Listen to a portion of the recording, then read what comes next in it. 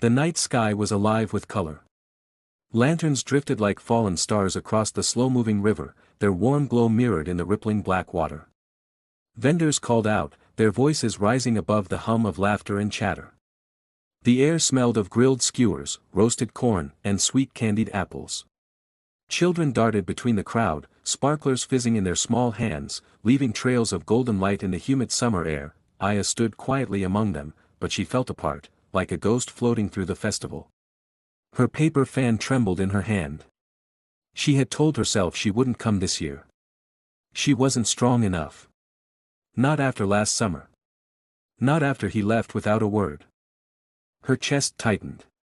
She tried to focus on the river, the music, the chatter, but her heart beat with restless dread, and then, the first firework cracked open the heavens. Gold bloomed across the sky, showering sparks down into the darkness. Aya gasped, not because of the firework, but because of him, Riku. He was there. Standing just beyond the lantern glow, taller now, his features sharper, his shoulders broader. His smile was faint but achingly familiar. For a moment, Aya forgot how to breathe, their eyes locked.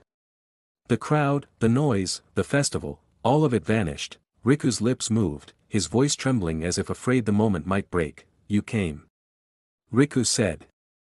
Aya's hand tightened around her fan. Her lips quivered. 1,000 questions clawed at her throat, but only 2 words escaped: "You left." Aya said, her voice was soft, but it cut sharper than any firework above them. Before Riku could answer, a shadow stepped into the light beside her, Kai. Her childhood friend. The boy who had never left her side. His hand brushed gently against hers, grounding her. His gaze was steady, protective, full of a quiet devotion she had leaned on countless times. "Are you all right, Aya?" Kai asked. Aya just nodded. Aya was caught between, the boy who left, the boy who stayed. Above them, fireworks thundered. But the real sparks were in their eyes. Aya's chest tightened as Riku's face lit up in the glow of the fireworks, but just as quickly as warmth filled her, another memory stabbed through her heart. It had been 1 year ago. The night she had waited by the willow tree after the festival, clutching the small charm she had made for him. She thought Riku would come. She thought he'd smile and take her hand, but he never came. The next morning, whispers spread through town: Riku was gone. No note, no goodbye. Just gone. Aya had sat beneath the willow tree, eyes swollen from crying. Her voice had cracked as she whispered to the empty air, "Aya," softly. "Broken why, Riku? Was I not enough for you to stay?" And it was there that Kai had found her. He had knelt beside her, holding out a small bunch of white lilies, her favorite. "Kai, gently, don't cry, Aya. If he couldn't see your worth, then I'll remind you every day until you believe it." Aya had taken the flowers in silence, but her tears didn't stop. She couldn't see Kai's trembling hands, or the way his eyes lingered on her as if she were the only light left in his world. Days turned into weeks. Kai never left her side. He brought her little gifts, fresh blossoms, sweets wrapped carefully, even handmade trinkets he thought might make her smile. "Aya, if your heart still hurts, then let me carry the pain with you. You don't have to face it alone." Kai told her one evening, but Aya never answered. She only forced a faint smile, her gaze always drifting toward the horizon, always waiting for the boy who had disappeared without a word. And Kai? He stayed anyway. Aya remembered the way Kai had stood there with flowers in his trembling hands, promising her she wouldn't have to face the pain alone. And yet, no matter how much kindness he gave, her heart had remained chained to the boy who vanished, and now, that boy was standing in front of her again, Riku. Back from the city, his eyes burning like the fireworks overhead, Aya blinked, the memory fading like smoke, her chest caught between the warmth of Kai's steady devotion and the dangerous fire of Riku's return. Riku sought her out at every chance. His words burned like fire. "I came back for you. I was a coward, Aya. I ran from my father's expectations, from my own fear. But every night in the city, when fireworks lit the sky, all I saw was you. I won't run again." Ricky said, his gaze pierced her, his hand brushing hers with an urgency that made her heart race. Aya turned away, her voice shaking. "You can't just come back and erase the pain you left behind." Aya said, but his voice cracked with desperation. I'll spend the rest of my life proving I won't hurt you again. Riku said. Kai's chest tightened with anger. Suit yourself, Kai said with anger, and took Aya's hand, and they left immediately. One evening, under the cicada-filled trees, Kai finally spoke. You don't need him. Aya, I've always been here. I always will be. Kai said. Aya looked at him, her chest tightening. Kai. Why didn't you ever say anything before? His lips curved in a sad smile. Because I thought you already knew. Aya went home that evening but couldn't sleep at night because she still felt something for Riku, but Kai has been there whenever she needs a shoulder to lean on. Who am I going to choose? She asked the empty ceiling. One stormy night, Riku appeared at her door, soaked and trembling. Lightning lit his face as he cried out, my father wants me back. He's arranged my engagement to someone I don't love. If I refuse, I'll lose everything, my inheritance, my place in the city. But Aya. I'd give it all up. If you'd stay by me. Aya's tears welled. Riku. You left once. How do I know you won't do it again? Aya sobbed, his voice broke. Because this time, I'd rather lose everything than lose you. He said, but Kai's words haunted her, soft but steady. You're risking everything on someone who broke you. Aya's lips parted, her breath shallow. The storm outside roared, but it was nothing compared to the storm inside her chest. Riku stepped closer, water dripping from his hair, his eyes blazing like fire in the lightning's glow. He caught her wrist, pulling her against him. His breath was hot against her ear as he whispered, Riku, I can't breathe without you, Aya. Tell me you don't feel this. Tell me you don't still want me. Aya's pulse raced. She should have pushed him away. She wanted to. But instead, her fingers curled into his soaked shirt. Clinging to him as if she might drown without his warmth. You left me, Riku. You broke me. His grip tightened, his forehead pressing to hers, his voice trembling with raw hunger. I know. And I'll regret it until the day I die. But I'll burn down everything, my father's plans, my future, the whole damn world, if it means I can have you again. The words seared into her. Her breath hitched, her body trembling as his lips hovered dangerously close to hers, just a breath apart. The rain pounded harder, like the heavens themselves were holding their breath with her. For a moment, just one trembling, forbidden moment, Aya leaned in. Her lips brushed his, a spark that set her chest ablaze. But she pulled back, gasping, her hand covering her mouth. Riku. This is wrong. I can't. Riku caught her hand, pressing it against his chest, where his heart thundered beneath. His eyes burned into hers, fierce, desperate. You can't lie to me. Not when your heart beats just like mine. Aya froze. She wanted to scream. She wanted to run. But more than anything, she wanted to kiss him again.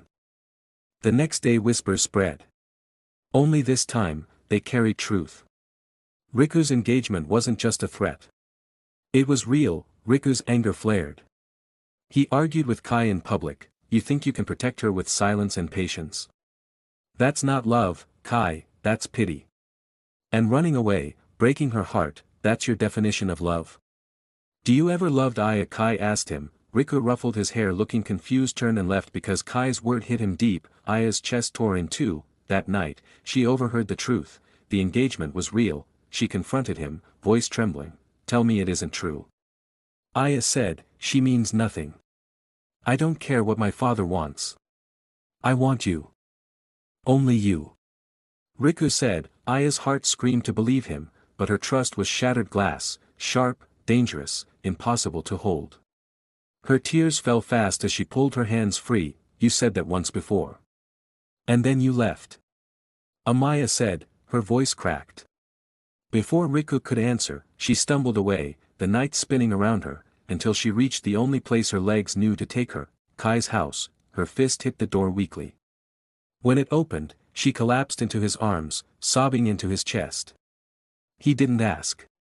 He didn't press.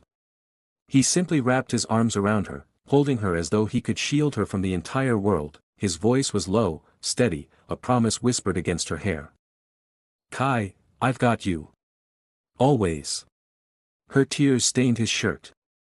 Her breath came in broken gasps. And then, like a dam breaking, she lifted her head, their faces so close she could feel his warmth, their lips met. Trembling. Desperate.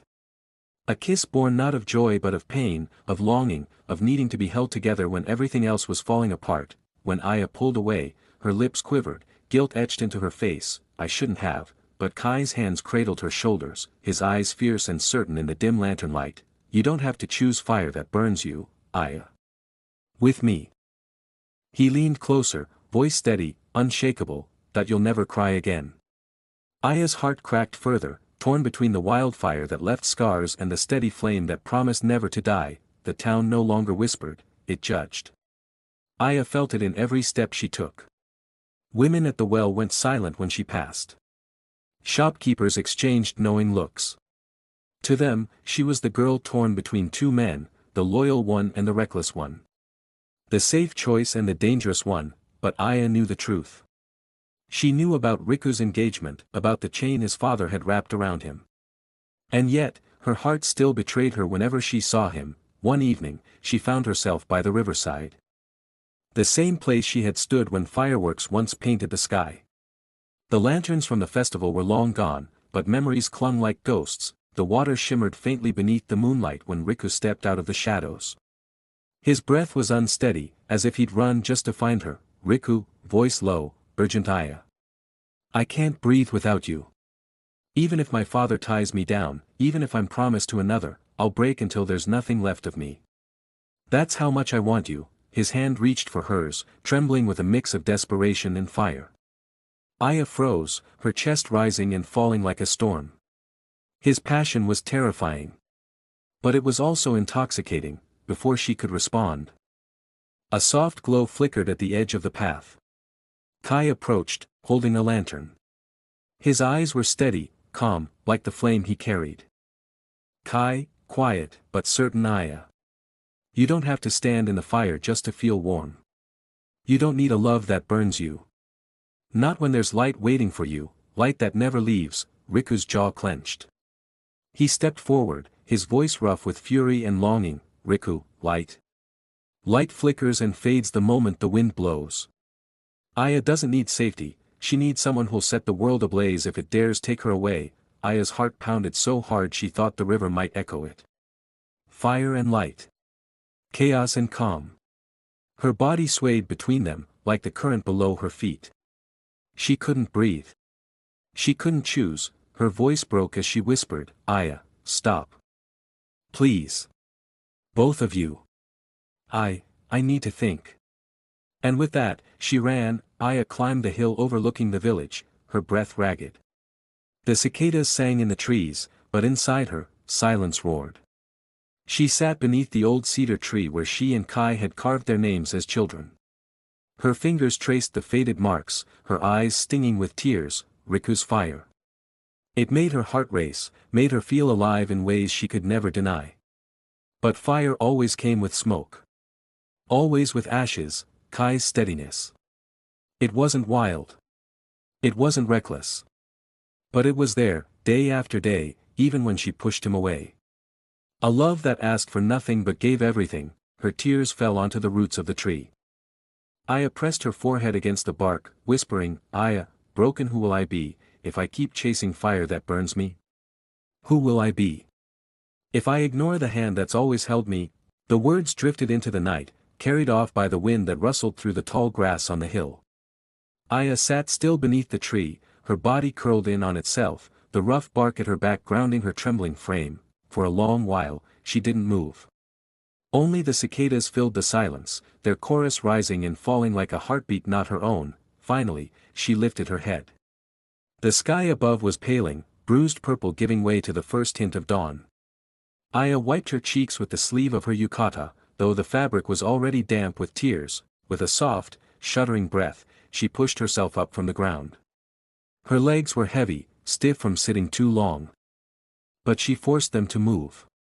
Step by step, she left the tree behind, the hill's lone silhouette shrinking as she descended. The path home was narrow, lined with wildflowers that now looked ghostly in the half-light.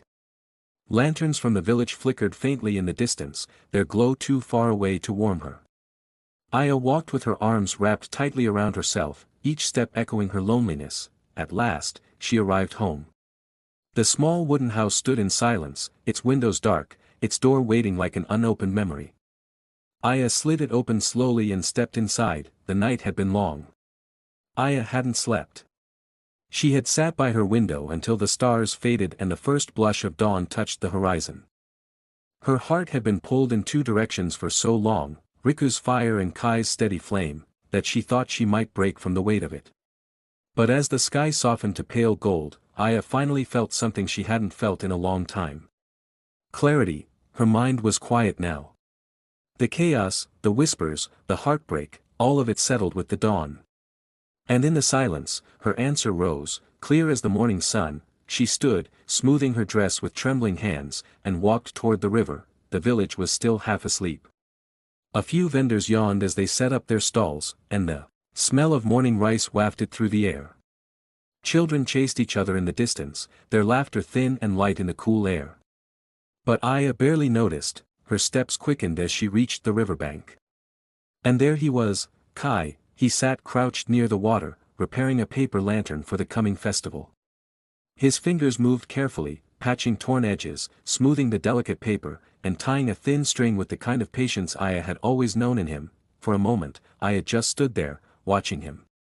The way the light touched his profile, the way his brow furrowed in quiet focus, the way he worked gently as if even the lantern deserved kindness, her chest ached. Because she realized, this was Kai. Always steady. Always here.